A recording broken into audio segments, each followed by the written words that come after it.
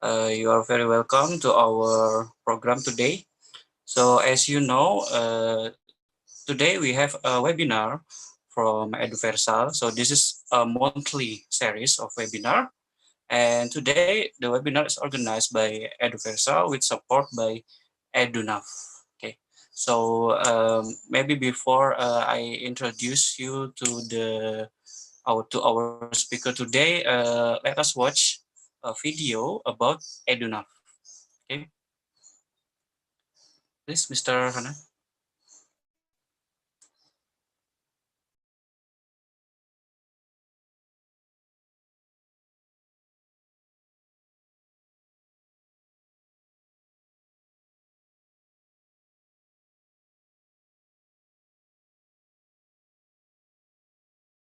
Prestasi anak di sekolah. Hubungan yang baik antar personal merupakan hal mendasar pada lingkungan pendidikan. Terdapat 4 komponen utama yang menunjang keberlangsungan lembaga pendidikan sekolah, yaitu siswa, pengajar atau guru, orang tua siswa, dan manajemen sekolah. EduNav merupakan sistem informasi sekolah yang bertujuan untuk menghubungkan keempat komponen-komponen tersebut. Dengan menggunakan EduNav, guru akan lebih mudah dalam menggunakan rencana pelaksanaan pembelajaran. Guru juga dapat terus terhubung dengan kelas yang diampunya, membantu para siswa untuk selalu memantau agenda penting terkait pelajaran. Lebih mudah dalam mengumpulkan berbagai data aktivitas siswa di kelas yang diampunya dan lebih mudah untuk melakukan penyimpanan dalam arsip digital, serta lebih mudah mengevaluasi dan melaporkan perkembangan siswa di sekolah sebagai bahan perencanaan perkembangan pendidikan di masa depan. Selain itu, orang tua juga dimudahkan dalam memantau kegiatan dan prestasi anaknya di sekolah, sehingga orang tua bisa melakukan penanganan dengan lebih cepat jika prestasi sang anak mengalami penurunan atau jika terjadi masalah yang melibatkan sang anak. Begitu juga ketika sang anak berprestasi di sekolahnya, orang tua bisa dengan mudah mengetahui sehingga dapat memberikan dukungan kepada sang anak. EduNav dapat menyajikan laporan berdasarkan kebutuhan manajemen sekolah serta sesuai dengan standar dan sistem pendidikan sekolah yang bersangkutan. Dengan adanya EduNav, iklim pendidikan di sekolah diharapkan akan memiliki kualitas yang baik.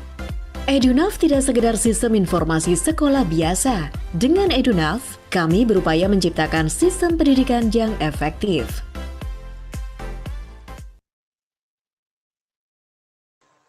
Okay, thank you for the video. So, okay, I think we should begin the webinar today. So, let me welcome all of you, our audience that has come here today. Today, our talk will be delivered by our honorable guest today, Mr. Diki Susanto. So, hello, Mr. Diki. Hello, good afternoon. Good afternoon. Maybe I will just shortly introduce Mr. Diki to everyone here. So, Mr. Diki has a education. He has a master's and doctorate degree in curriculum and instruction, especially in mathematics education. He got his degrees from Boston University, and he has a lot of experience in teaching as a mathematics teacher, and also as the currently he's working as the head of instructional design at Calvin Institute of Technology in Jakarta, right?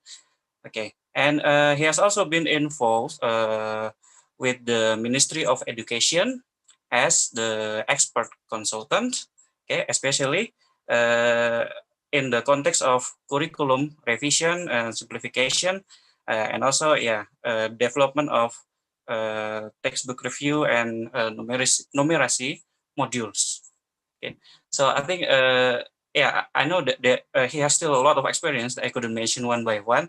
So let me go and maybe I should begin the presentation to Mr. Diki Susanto. So his talk will be about numeracy in across the curriculum.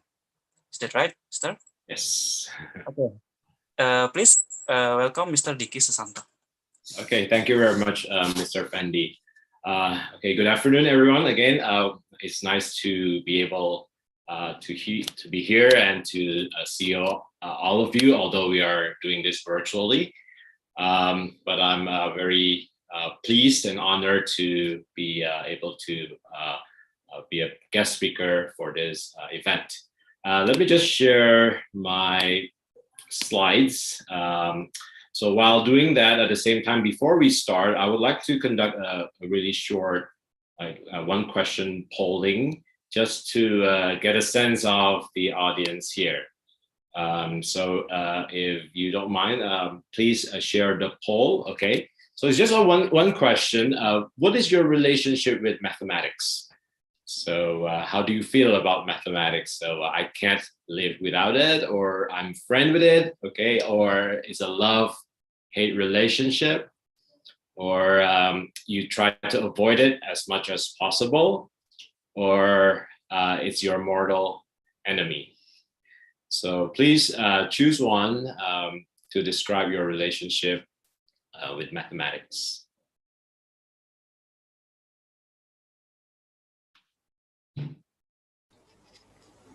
So once we have the responses from the audience, we'll get a sense of who are in the audience.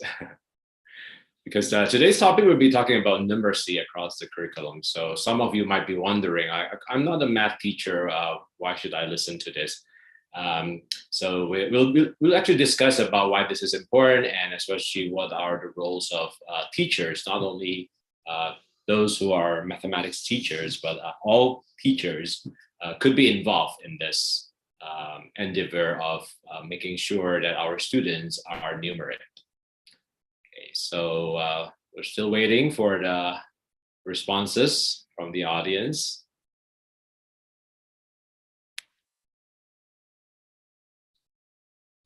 So I don't know, should we wait until 100% or maybe like 80% response? So usually for survey, I think 80 to 90% is pretty good.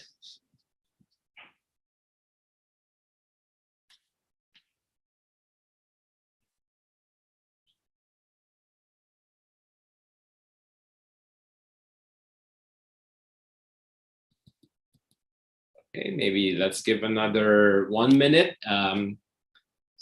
So we have as many responses as possible before we continue.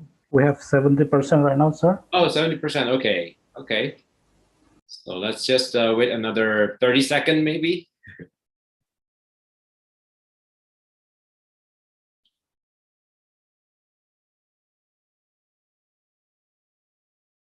All right. I think we can show the result of the polling, because I don't think I have a view from this side.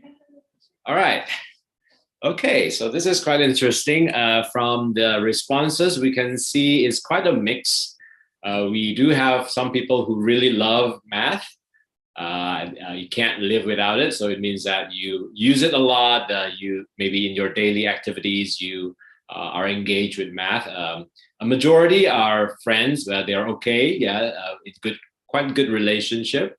But we also have some in the middle. It's like love, hate. You don't really like it, but you also don't hate it. So it's kind of a neutral position. But we do have some who try to avoid it or even consider math your mortal enemy. Okay, that's great.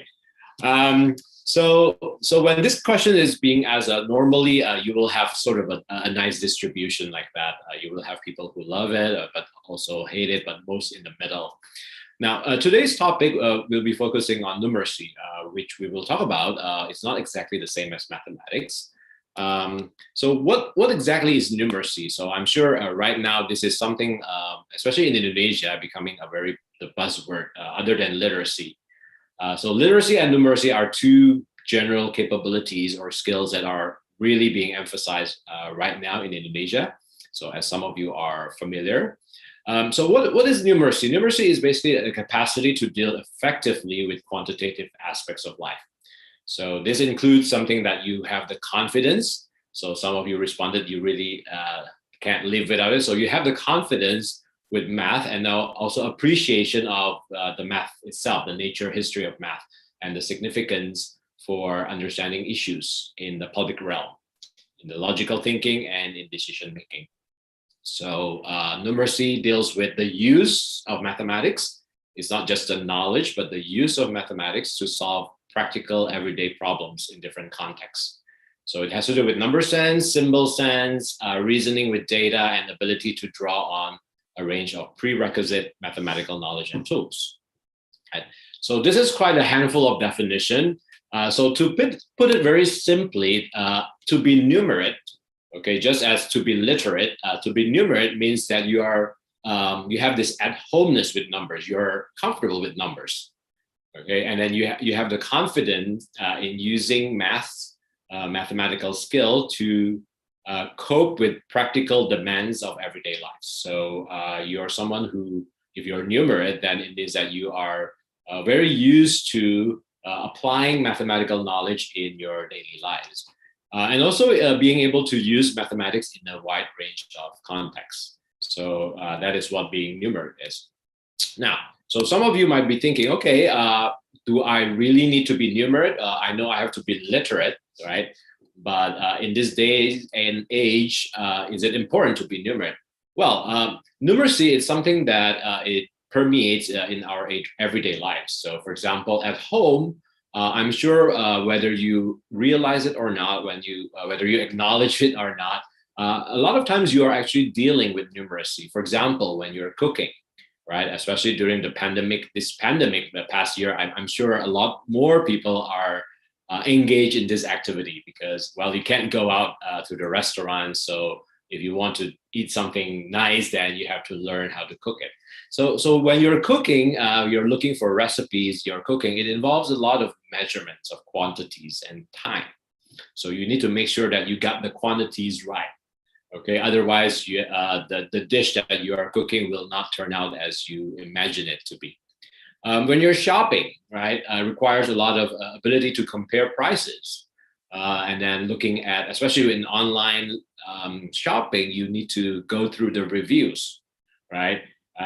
You compare the different prices, you look at the reviews. Those are all dealing with data, dealing with numbers and the value of money. So you might be comparing two different products who one is cheaper, but it may not be the best buy because not only the quality, but maybe the ratio is very different. Okay, so those are the things that you deal with in your daily lives. Okay, whether we admit it or not, right? And some of you who are playing sports, who like to watch sports, you keep track of your favorite teams, then you would use numeracy in a sense to try to understand which team are doing well, okay, and which player, for example, basketball players, they all have their stats, right? Michael Jordan or Kobe Bryant, so they have their stats, the number of times they will score a triple points maybe. So those are all informations that we deal with every day.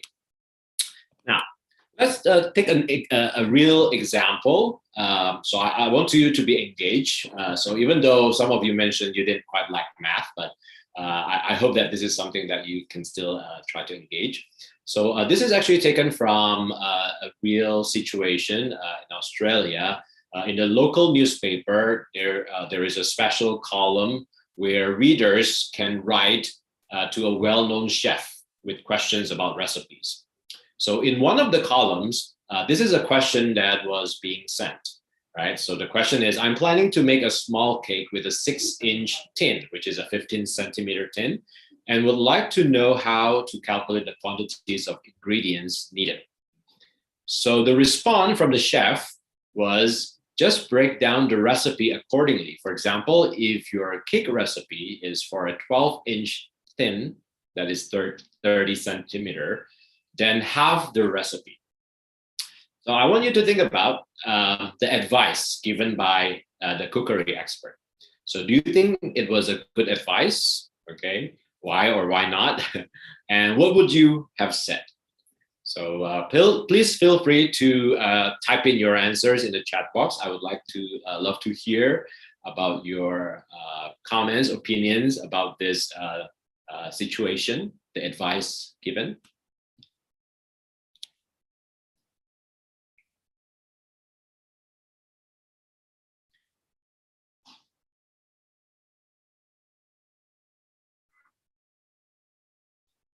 So I'm sure, so if you've been doing cooking, baking a lot, this is probably something that it's really simple for you, right?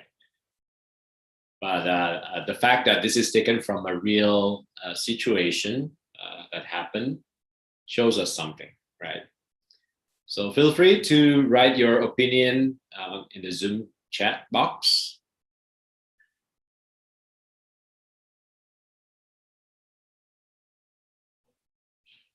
So do you think it was a good advice? Yes, no? Or maybe if you think it's a good advice, give a thumbs up as a response. Or if you think it's not,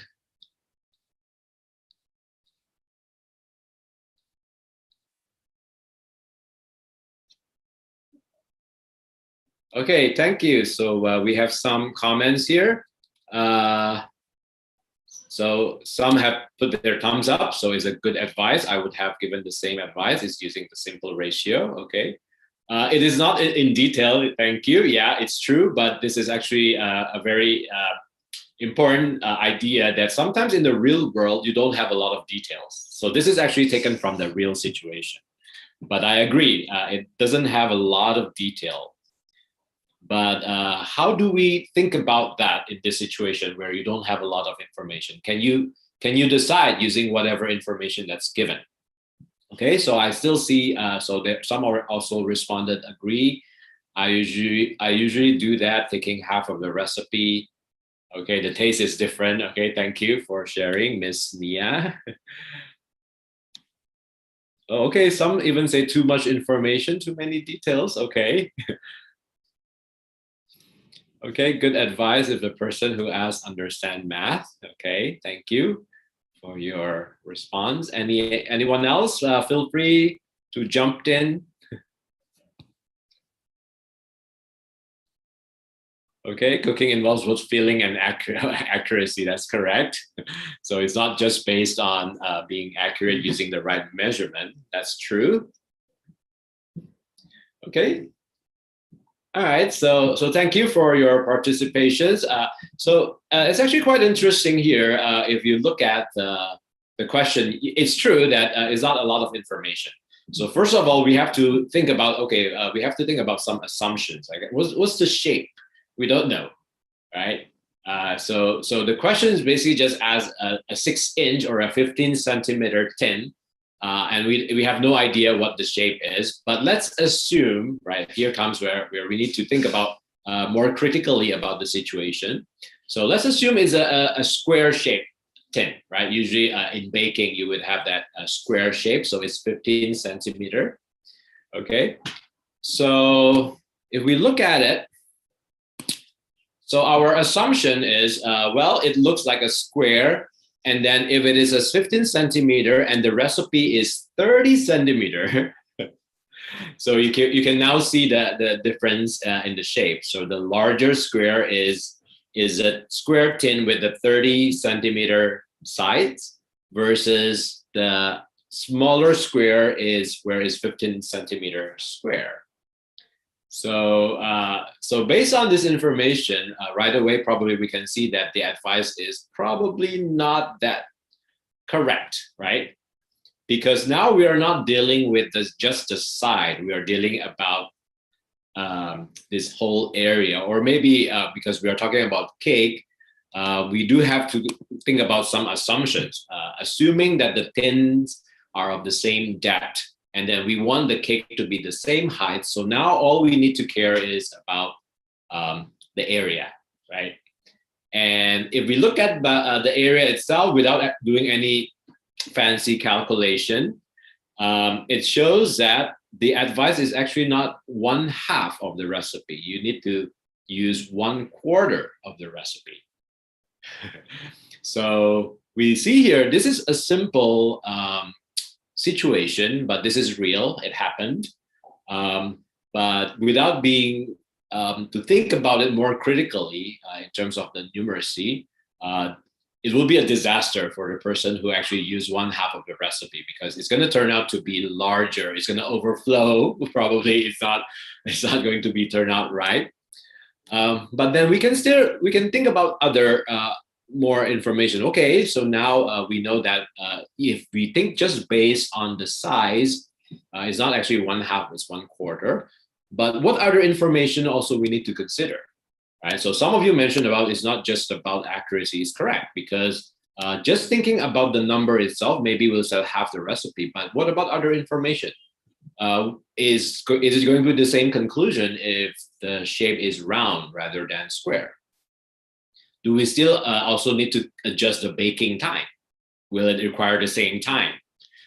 Okay, for the smaller cake, right? What about the temperature? So there are all those information, time, temperature, the size that goes into something as simply as using a recipe for baking. So in this situation, shows us that it's really important to understand numeracy, right? We don't have to know about all this fancy formula in math, but at least as a general capabilities in order for us to really be able to survive well in these days and age, we need to understand about this basic competencies called numeracy. Now, not only at home, but at work, some people even claim that all work has some numeracy in it. Okay, at least when you're working, you're going to deal with money, right? So being able to calculate your money well, and like today in Indonesia is the last day for tax. Have you paid your tax? So even doing your taxes, that's something requires this numerical ability, numeracy, right? To make sure that it's correct, okay? That you don't overpay or you don't underpay or get penalty. So that's dealing with money. Scheduling, I'm sure a lot of us, we need to deal with schedules and budgets in all aspects of our work. Accounting, measurement and calculation, data analysis. So those are all things that whether we like it or not, whether we like math or not, those are things that we need to deal in our daily lives, right? So it's really important to be at least not bad at it. Okay, we need to have sort of a decent understanding of how numeracy works, so that we live our life better. So let's say if you are not able to do your taxes well, you can pay for someone else to do it for you, but you're going to save more money if you can do it your own, right? So those are. Let's look at another example. So let's say a gardener. Okay, so a gardener wishes to use a 10-liter knapsack sprayer to kill some weeds. The weed killer instructions say rate. So the rate is apply 15 milliliter per 4 liters of water per 10 square meters. Okay, again, this is something that's real. So some of us, maybe we have done this. We buy this weed killer or some other herbicide or insecticides, and usually it's in the form of concentrate form, and we have to dilute it. Okay, so think about the math that's going on, the ability to really think. If we just apply incorrectly, what's going to happen? Well, it's not going to kill any of the weeds. Or if you over apply it, it's not only killing the weed, it's going to kill all the other plants that you have. So here is another example of why it's really important for us to be numerate in these days and age. Okay, so I'm not going to ask. So if you feel free if you want to try to answer this question, but it has to do with ratio, proportion. Okay, being able to judge what amount is sufficient, and also deciding, okay, what's the area of the lawn you can spray with this solution. Okay. All right. So from this, we see that numeracy. I hope that right now you are convinced that numeracy is important. But numeracy is actually not the same as math. Okay. Okay. So let me just move this a little bit. All right. So although it's not possible to be numerate without some mathematical knowledge, but numeracy it's not the same as math. Okay, so a lot of you might have bad experiences in math. It's so abstract, all these algebras and calculus. We're not talking about those, okay, even though sometimes it requires some basic mathematical knowledge. But more important, numeracy is the ability to use numbers in context. It's not a watered down version of mathematics, but it's something that has real world application in relation to diverse contexts and situation.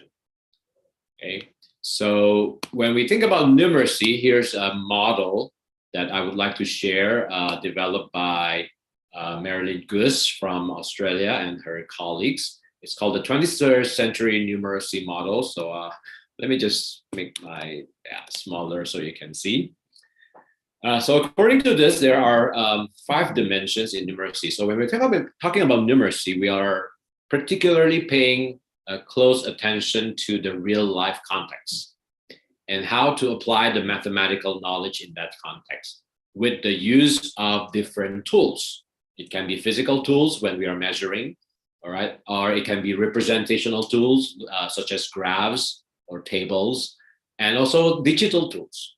Okay, when you're using online like spreadsheet or other calculators or other tools to help you to make sense of the real world situation. It also involved the positive dispositions, that having the confidence, the flexibility, and being able to take initiative and risk. Those are also associated with numeracy in this 21st century. Okay. But overall, what's important is the 5th component, which is the critical orientation. It means that we are trying to make sense and have a critical orientation towards the application of the mathematical ideas and knowledge in the real world context, so that it will help us to make decisions. Okay, it will help us to be more critical of what's going on. So for example, just simply a task for buying, going grocery shopping, and then we decide to buy, we need to make a decision on buying a certain product. So without a critical stance of using numeracy, then most likely we would not get the best buy for our money, the best word for our money. Okay, so that's just a simple example in our personal and social life. But also, maybe that's something that's very simple, but also in other areas such as our work and as a citizen. Okay, for instance, when we are voting, we're going to look at a lot of the data and statistics that are being shared. And if we are not really familiar with those, then we are easily swayed away by other factors that may not be something that, so we will regret later if we are not paying attention to those things. So this is a model that I would like to just share with you. So if you're interested to pursue, you can, at the end of the slide, also there is a references. So this is a book that has been published really recently, last year. You can explore more about this idea. Now, so at this point, I hope that now you are convinced that numeracy is important. But now the question is, okay, so why should I care? Or as teachers, especially among here, those who are not mathematics teachers, then like, what should I do? Okay, it's the role of the mathematics teacher. So this is something that I hope that in this today's webinar, I would like to share that this is not only the responsibility of the math teachers. Okay, we need to shift our paradigm so that this is not solely the responsibility of the mathematics teacher. Just like literacy is not the responsibility of the language teacher alone, but it is the responsibility of everyone. Now, why is that? Well, because first of all, if we think about numeracy is not just mathematics, but it's mathematics in the context of all different sorts. Okay, so how is math used in health and physical education? How is math used in language, in science, in all different subject areas?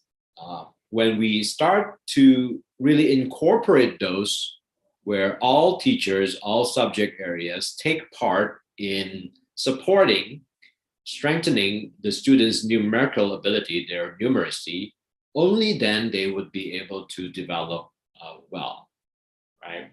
So if we just rely on the math teacher, it means that they only one small area in their learning experience, they are dealing with this idea. But as we have seen earlier, that this is something that just goes beyond the scope of math itself. It goes across different subject areas, even outside the border of schools. So someone with a numeracy ability should be able to apply their mathematical knowledge in various contexts in real life situation. That's where the roles of all different subject areas come in. All right. So here is the idea then. So we need, as subject areas teachers, whether you're teaching language, when you're teaching English, you're teaching health education, you're teaching social studies, science, whatever your subject area, there is an inherent numeracy demand in all those subject areas. We'll go through a little bit shortly after, but the first thing that we have to recognize is that numeracy is not something that is only belonging to the mathematics. It resides in every subject area. So this is not something that should be just added, or some of you might be thinking, okay, well, we are already busy. We don't want another program added to the already crowded curriculum, right? But actually, what we need to do is just identify the possibility to engage with this inherent mathematical knowledge in your disciplinary area. So what it means that now you as teachers of other subject areas will start to think about, how can I embed? How can I be involved in this situation? So what you need to do, okay, and I hope that because without your participation, then our students may not develop the numeracy well. So as teachers of other subject areas, you can also start thinking about how you can identify specific numeracy demands of your learning areas. So after you can identify those areas, then you can provide the learning experiences and opportunities that will support the students' application of their general mathematical knowledge and skills in your lessons. So it's not something that you do in addition. It's something that you do in your normal work of preparing your lessons, but you want to infuse, you want to embed those opportunities for students to really apply their math in that situation. And also here, the third one is you need to be aware of the correct use of mathematical terminology in your subject, and use this language to in your teaching as appropriate. So you're using the same consistent language as they learn in their math classroom, so that it also translates. So students start to see that, oh, this is not something that's different. You're not put into all these different boxes, but they are all have consistency. Right.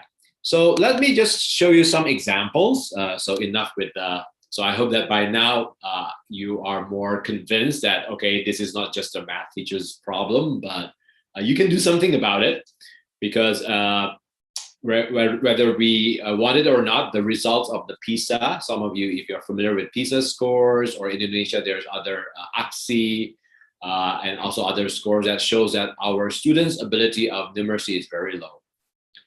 And this is actually also for other countries. If you're also in this webinar, PISA 2022 has a focus on mathematical literacy. So this is something that it is become very urgent, and it has become an attention of everyone. So everyone can start putting their effort to support, so that at least we can score better in our PISA for next year. So here's an example. If you're a health education teacher, what are some of the numeracy demands in health education? So, well, you use numbering, patterning, and ordering in physical activities, right? So there's all sorts of number that helps you to keep track of how many laps that you have run.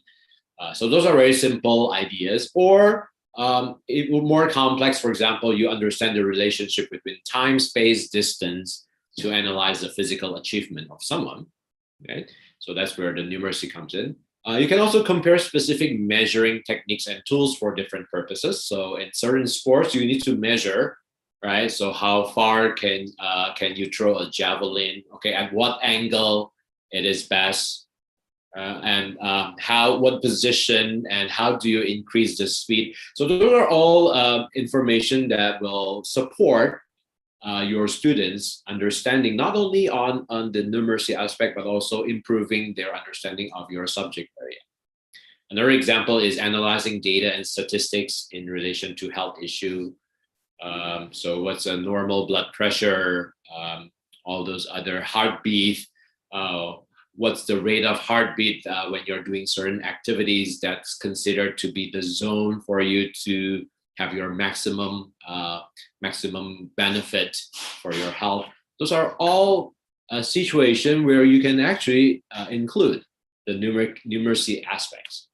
Let me show you a more specific example. For example, in health, you learn about different nutritional values, food. So you can ask students to interpret data or tables of nutritional composition of foods. So they can go to the supermarket, compare different snacks. If they look at the back of the snack, there's a nutritional value, right? So how much calories does it have? So sometimes they show you per serving. But what students or a lot of people don't understand, that's per serving. Like one packet has more than one serving. And how much is the amount of sodium that you should be alert of? Okay, you don't want to have hypertension, right? So those are all information that you need to be aware of, and how to read those tables of values of nutritional facts. They can calculate their nutritional value. For example, what's the portion size? What's a good menu? Designing a menu for a week that is healthy, but also it doesn't taste bad, right? And but at least it's also very healthy choices that they can have. Calculate the cost per portion.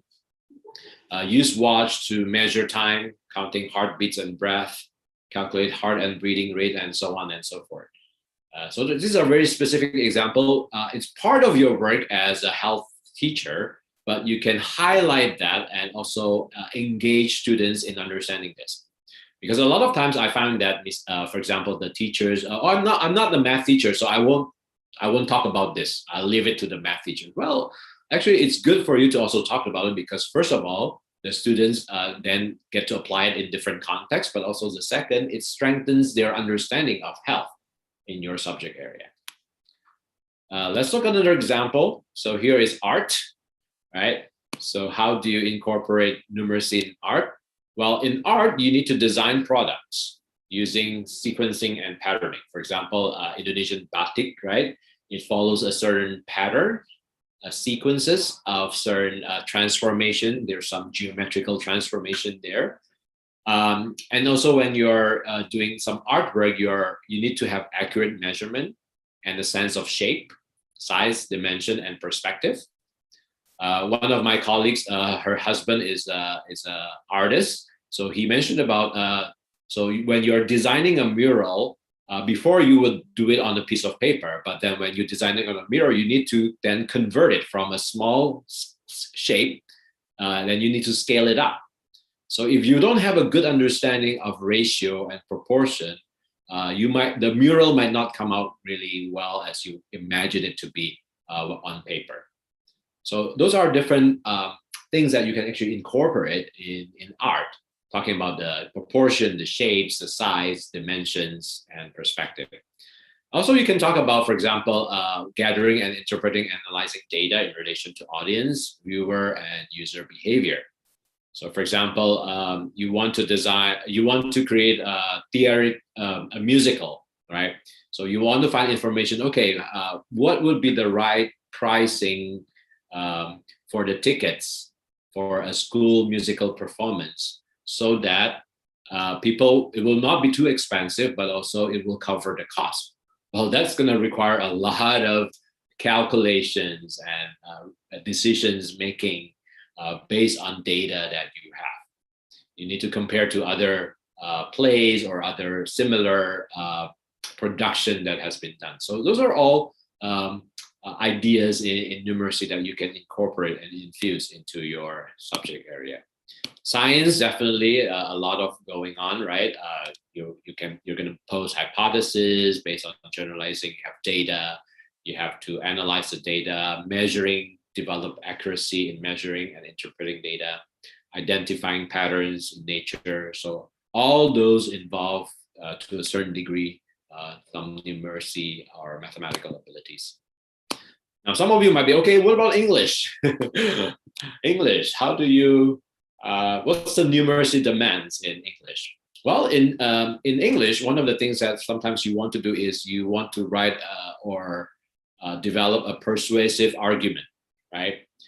Now, in order to persuade others, sometimes you would involve not only just text, but you would involve graphs and datas, tables of data, so that when you're arguing about it, it's more convincing rather than just all text, because the visual sometimes is very powerful. So as a language teacher, you can also use graphs and tables to provide an argument. You can also think about, let's say you are designing an infographic, right? You want to make sure that the spatial arrangement really highlight what are the important ideas that you want the audience to capture in the visuals.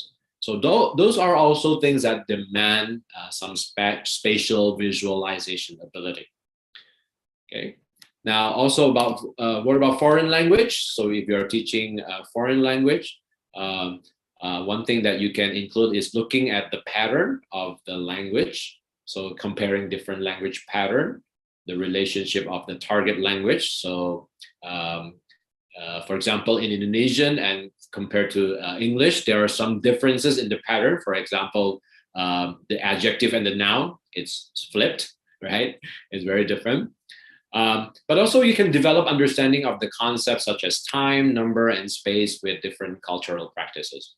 For instance, those who are from the Asian countries, the number 4 is believed to be unlucky. So let's say if you go to a building, right, you won't find the 4th floor. It will be 1, 2, 3, and then 5. Okay, maybe in the Western country, number 13 is considered unlucky. But the ideas of numbers and space and time, it really tells us something about the culture, right?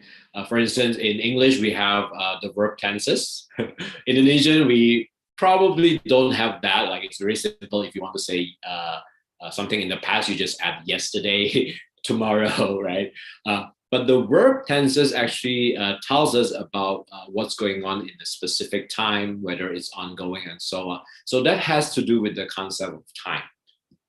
Okay. And then also there's other ideas that when you're comparing different languages, you can highlight also the differences in terms of how they represent the numbers, represent the different shapes. Okay, ideas in mathematics. Yeah. So for instance, in some Asian culture, the use of the numbers are very unique. For example, in French, when you say 80, actually it translates to 4 times 20. So it doesn't have like 80, no, but it says 80, right? 4 20s. So it's just a really interesting ideas about why they're using this kind of different ideas about numbers. Those are fascinating to study as well. Okay, and of course in numeracy, in social studies, so the use of time and understanding the concept of time, space, and also data help you for decision making. For example, if you're studying about a certain in history about the time, you can study about how they use their time, their schedules, or maybe the amount of the economy at those times to really understand what's going on at that period of time. So, all right. So there is also something that I was asked to think, also share is about the critical thinking. Well, so if you look at the numeracy, if we focus a lot on numeracy, not only it helps students to develop their numeracy ability, but also it's one way for you to infuse the critical thinking, right? The example that I provided earlier, when you look at a certain context, a lot of times someone mentioned about there's not a lot of information there, right? So we have to uncover assumptions. Okay, what's the assumptions underlying there? What are the different factors? For example, in the baking situation, again, you not only consider the shape, right? You need to consider about the time, right? You need to consider about the temperature for baking. So there are other dimensions that you bring in when you try to infuse this numeracy as a critical orientation. And then in the end, once you have the result, you need to evaluate the reasonableness of the results. So these are all aspects of being critical. So when you get students to think about the numeracy behind in all those subject areas, you are also supporting their development of critical thinking. So I hope that today's session, at least you're convinced. I hope to convince a majority of you that, again, this is not something it's not our responsibility, but it's everyone's responsibility. So as a conclusion, so numeracy is more than just number sense. It's not the same as school mathematics, but it's cross-curricular and the responsibility of all educators. And teachers need to identify the numeracy demands in their subject area and embed numeracy opportunities in their lessons.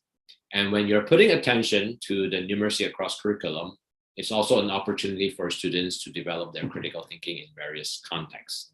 So that being said, that's the end of my presentation. I hope that at least I can convince majority of you that this is something important, and we need to start collaborating and making sure our students are more numerate, because that's something that they need to survive in this 21st century.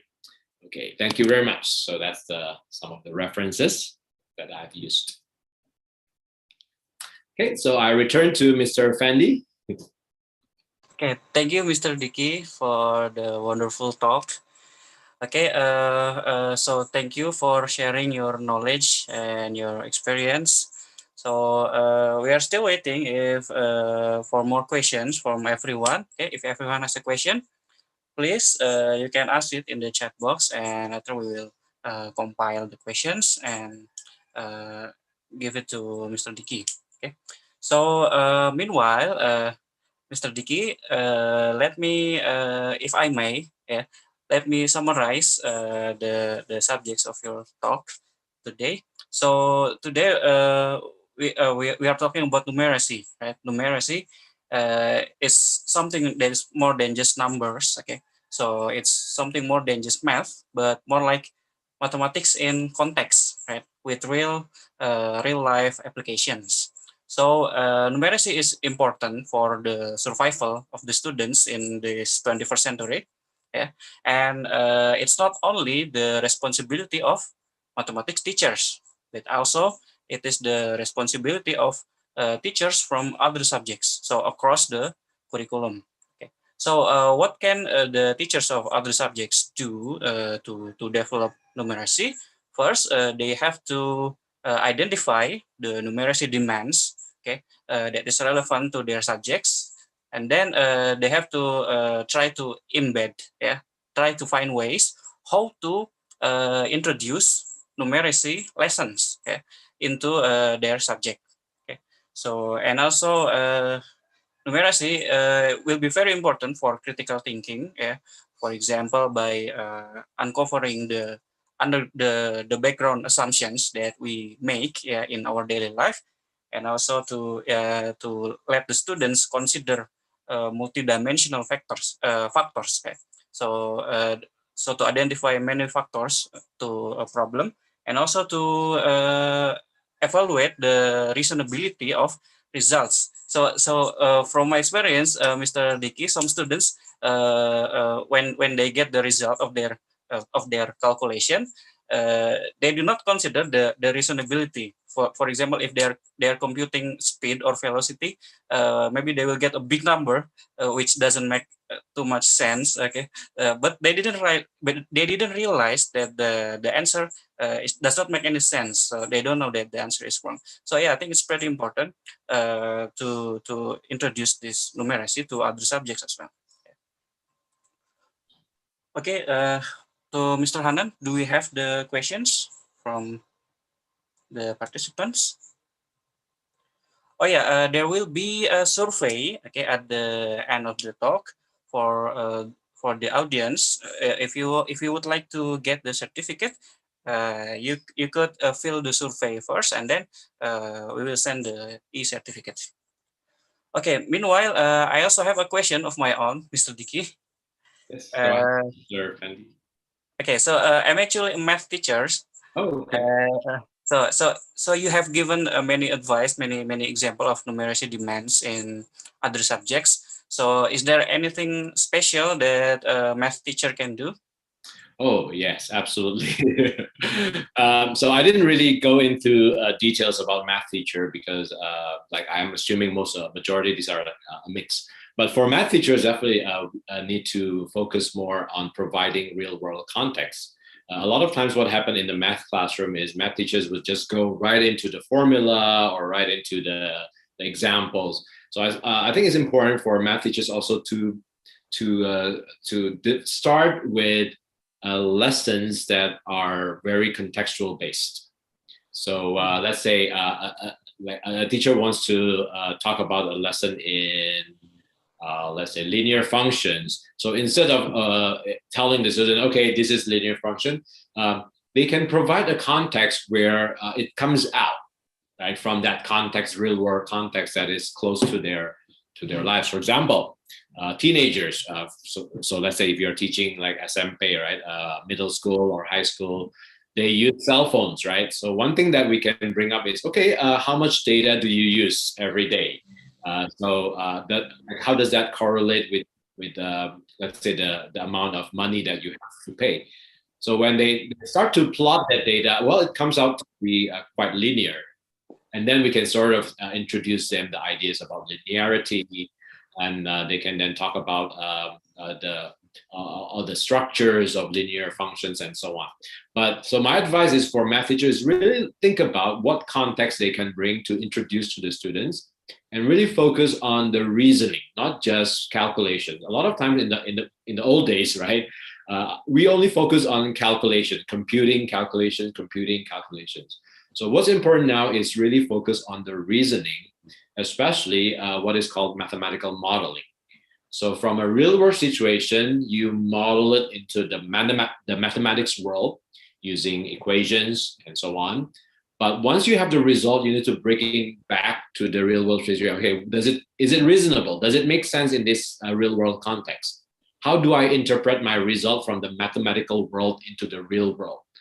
So those are some really, in a nutshell, because we don't have a lot of time to discuss, but those are some of the things that math teachers also need to change the way that math are being taught in the classroom. Okay, so yeah, we should focus more on how to motivate the what do we call it, the subjects that we are teaching at as math Right. teachers. So make it real for the students. It's not just some abstract symbols. So they can really see the real applications, but also not just memorizing formulas and computations, but really get into the thinking behind it. Okay, thank you, Mr. Dicky. So I think we already have some questions here. Let me read it for you. The first question: how to use numeracy concept to ask students to elaborate differences or similarity. So how Okay. to use numeracy concept to ask students to elaborate difference or similarity. So I have to know what the context is, what subject area, so, and the topic. So it's kind of too general, so it's kind of difficult. But again, so the first thing is once you identify the numeracy demand in the subject, then you can start thinking about what you can do. So in my example, let's say in art, right? In art, once you identify, okay, you want to really think about students' understanding of the proportion and shapes, right? So you can present them with two different artwork by two different artists and have them compare, okay, the proportion that use in these two different artwork. Okay, so one thing in art, so in mathematics, there's something called the golden ratio. Maybe some of you have heard about it. So the golden ratio, it appears a lot in art because when you look at golden rectangle, yeah, those are the most aesthetically pleasing to the eyes. So if you really study the artwork, you will find that actually it shows up when you calculate the ratio that that the frame that they use, the particular paintings, they will be able to see a lot of it are actually related to the golden ratio. So that's an example that I can come up because the question was kind of too general, so I need to put it into context. I think it's in biology, maybe. Oh, biology, yeah. So biology, for example, you can compare compare the heart rates of so let's say babies and adults.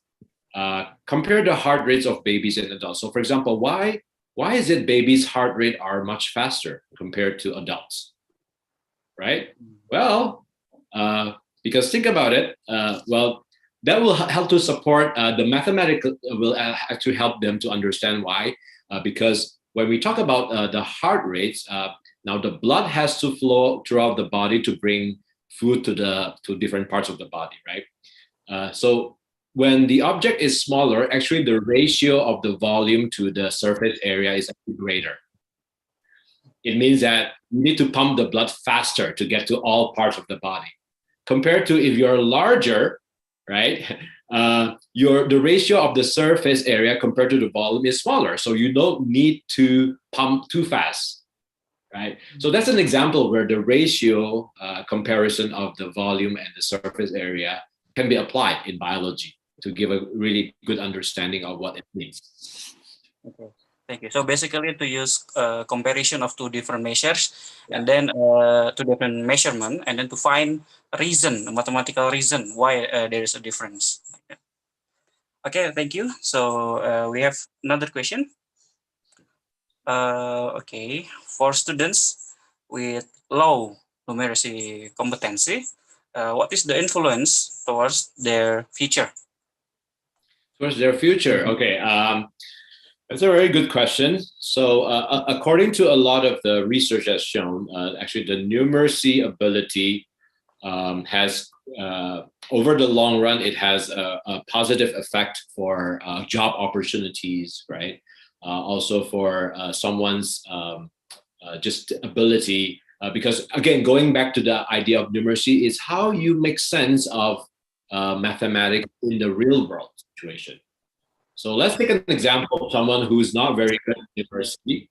Okay, most likely he or she will have trouble in his finance, in his or her ability to manage the money, right? So in keeping track of the bookkeeping, accounting of the personal finance, right?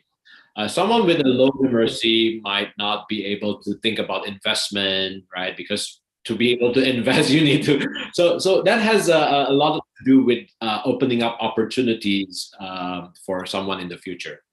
Someone with good numeracy, it means that there are more job opportunities. It's better in managing their lives because numeracy has to do with aspect of real world situation, everyday situation.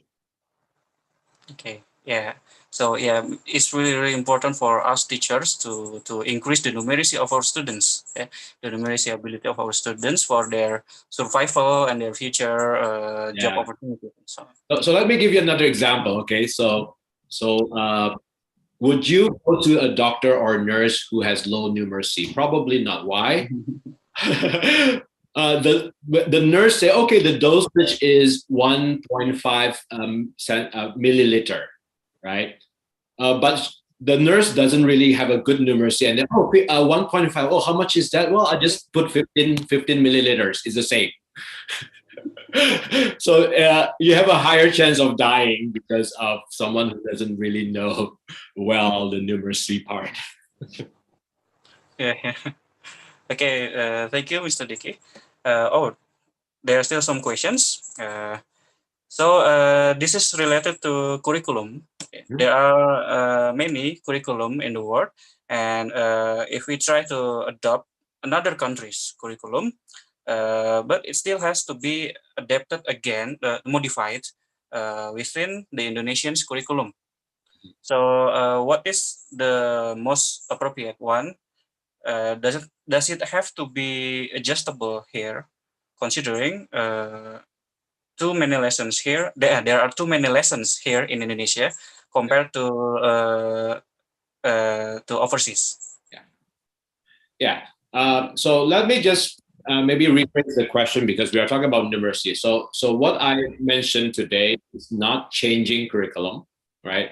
I'm not talking about we start asking the non-math teacher to start teaching math. No, I'm not saying that. So what you need to do is just in your normal daily teaching, identify possibilities where you can include the numeracy, right? So, for example, earlier when you mentioned about comparing the heart rate, you're just teaching the heart rates, right? You're not teaching something that's out of your curriculum. But when you're dealing with that, you want to include how to think about it more mathematically, right? So my recommendation is not changing, not adopting other countries' curriculum. Just use whatever curriculum that you have, but try to embed it. Right? Embedding means you're not changing a lot of things. You're just doing the same thing, but you just infuse possibilities for opportunities for the numeracy. Yeah. So it's more improving our lesson plans. Right. So just include aspects of it if possible. It doesn't have to be every lesson, just where it's possible. Okay. There is another question. What are some of the recommended readings for recent developments about the numeracy? Is there any resource that you recommend? Yes. So if you're from Indonesia, the Ministry of Education actually has now a lot of publications regarding literacy and numeracy. So if you can go to there's a website, the GLN, Gerakan Literasi Nasional, right? So there are some publications there, and right now it's also in the process. There are more publications that will provide more information about literacy and numeracy. Someone earlier in the room mentioned about AKM, the Assessment Competency Minimum. So that's another place also you can start seeing because our national exam has been eliminated. So now there's the AKM, which actually tests the literacy and numeracy ability of students. So that's another place you can dig deeper and look at actually some of the questions that are being asked is very different from the normal mathematics questions. So that's another place you can go. Another place is PISA, the PISA new framework, the 2021 framework. So next year, Indonesia will also participate in the PISA, and the focus is going to be on mathematics or numeracy. So they do have a website, the PISA framework. Also some documents. If you are fluent with the English, you can read through also those documents. And also earlier, I also give you the reference that I use. There's a book, but I don't think it's available free online. But there are also other resources. You can just search numeracy or mathematical literacy, then you would be able to find more. But I think to start, start if you're from Indonesia, then you can go to the Ministry of Education's website, and they have a lot of online videos and booklets and so on that you can read and understand more about numeracy and literacy. Okay, thank you, Mr. Diki. I think the time is almost up. So maybe Mr. Host, can we show the link for the survey? Okay, so everyone in the audience, you are welcome to fill the survey. Okay, before the access is closed. So when is the access closed, Mr. Hanan? Today? Yeah, we will close until 1 hour after this webinar. Oh, in 1 hour. Okay. Okay, thank you. So I think that concludes our webinar today. So once again, I would like to thank you, Mr. for sharing with us your knowledge, your experience, and for motivating and inspiring us as teachers to be better teachers, to implement more numeracy in our lessons. So, thank you as well. Okay, yeah, I think we come to the end of our program today. And so thank you everyone who participated. And I think that's all. Okay. Have a nice day, everyone. Okay. Thank you, everyone. Thank you. See you in the next So much, program. sir.